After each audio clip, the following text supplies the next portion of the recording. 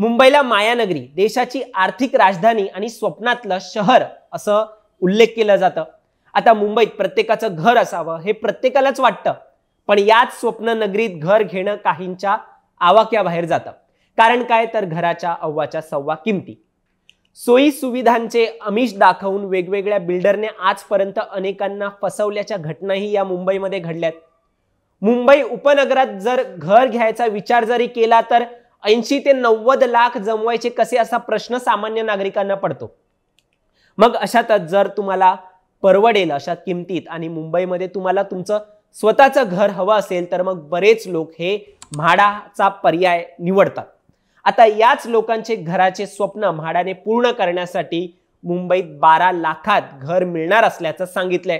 आता हे घर नक्की कोणासाठी आहेत, म्हाडाने मुंबईतल्या कुठल्या भागात ही लॉटरी काढली आहे, हे सगळं जाणून घेणार आहोत या व्हिडिओच्या माध्यमातून। दरम्यान चॅनलवर नवीन आला असाल तर लगेच सबस्क्राइब करा प्राईम टाइम महाराष्ट्र, कारण असे माहितीपूर्ण व्हिडिओ आम्ही नेहमी तुमच्यासाठी घेऊन येत असतो। माझं नाव ओमकार साळवी आणि आपण या व्हिडिओला सुरुवातीपासून सुरू करूया।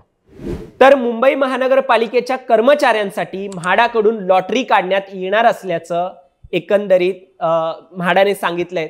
मात्र यात काही अटी आहेत। आता या मुंबईतील घरांसाठी ज्या अटींमध्ये बदल झालाय तो देखील मी तुम्हाला सांगणार आहे। म्हाडाने माहुलमध्ये तब्बल 4700 घरं बांधली आहेत।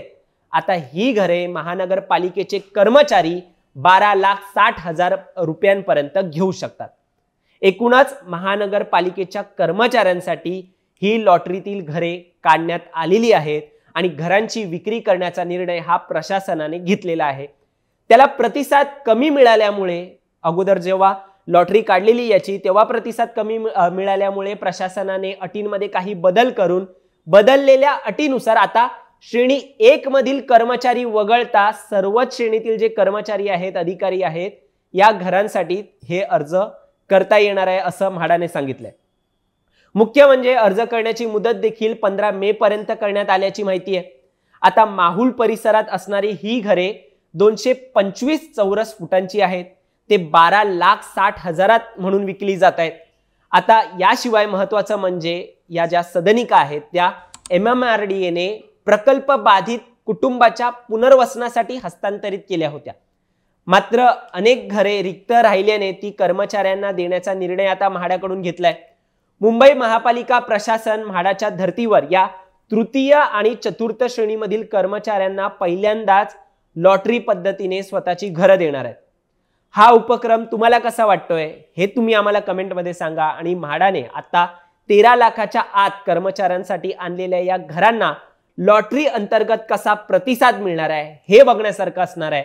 दरम्यान अशाच म्हाडा संदर्भातील अपडेट्स पाहण्यासाठी सबस्क्राइब करा प्राईम टाइम महाराष्ट्र। धन्यवाद।